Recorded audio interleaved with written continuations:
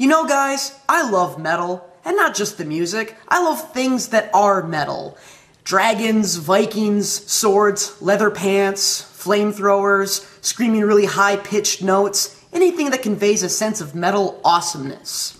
And I have to say, I've been a little upset with the lack of metalness in movies lately. That is until... In the book of heavy metal! In the book of heavy metal!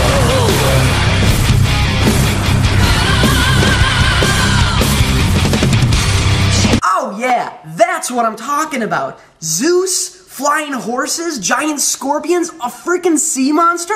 That's metal as hell! Clash of the Titans promised to be all like...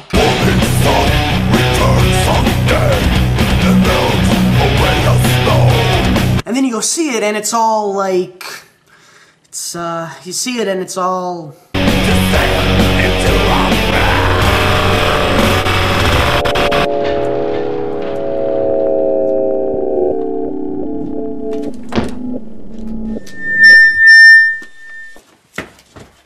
Well, that's embarrassing. It's not that the movie didn't have promise, because it did. So what went wrong? Well, unfortunately, Clash of the Titans fell victim to two things. Not enough action, and being saddled with a lame hero. And yeah, big spoilers ahead. The story is largely unchanged from the original Greek myth. Basically, men have begun spurning the gods, and Zeus is ticked off. So he unleashes Hades to kill them all, so they will come back to worship him. Kind of the ultimate, I love you, but I must kill you thing. Yeah, it makes perfect sense to me, too. Perseus, an illegitimate son of Zeus, has to battle the forces of Hades in order to save his homeland. Cool, you might say. Let's start killing stuff. And Clash of the Titans does begin its fighting well. The first fight, a battle with a bunch of giant scorpions, is awesome. Unfortunately, that also becomes the highlight of the film because every other battle after that is determined by a single hit. And the reason for this is because Perseus is a lame hero. So you're a demigod, huh? Yep. Oh wow, you must be an incredible fighter. Oh no, I'm a fisherman. I hate fighting. Okay, how are you gonna help us then? Oh look! Someone gave me a sword, now I can fight! So, despite the fact that you've never used a sword in your life, you instinctively know how to use one? Yes!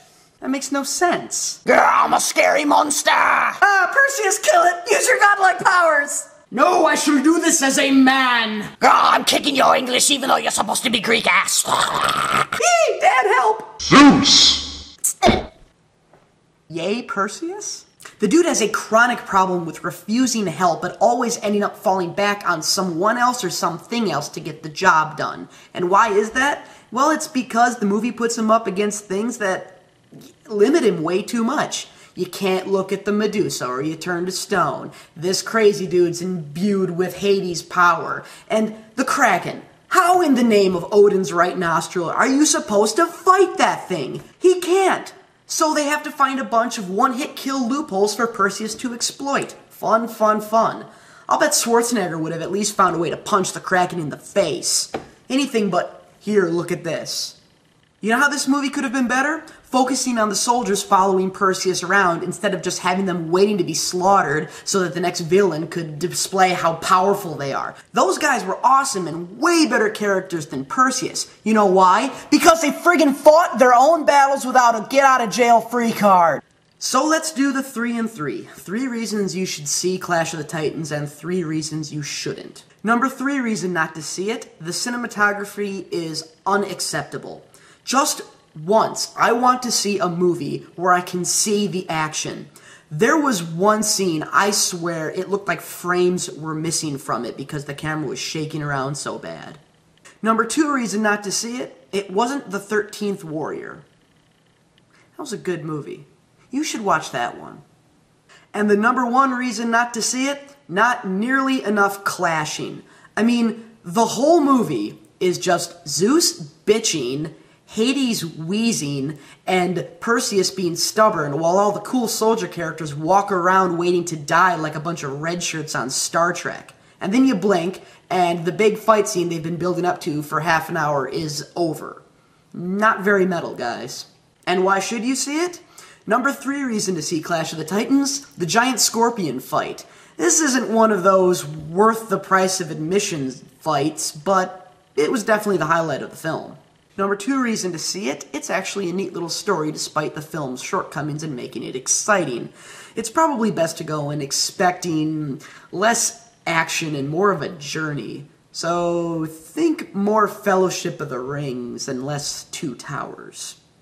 And the number 1 reason to see Clash of the Titans, the soldiers. These guys needed their own movie, not some whiny demigod. Every time one of them died, the movie just got a little bit worse. And I'm sorry, these guys were cooler than the Spartans in 300. Kick me into the pit of death if you wish, but at least they had the common sense to wear armor and not just a cape and a Speedo. Out of my own personal rating, out of 10, with a 5 being average, I give Clash of the Titans a 5. It was just average. Of course, it's a bit of a disappointment, seeing as how awesomely metal it looked. But if there's one thing we can take away from it, it's never stop believing in Zeus, because he will unleash the Kraken on you. It's very proactive. Thanks for watching. I'll catch you later.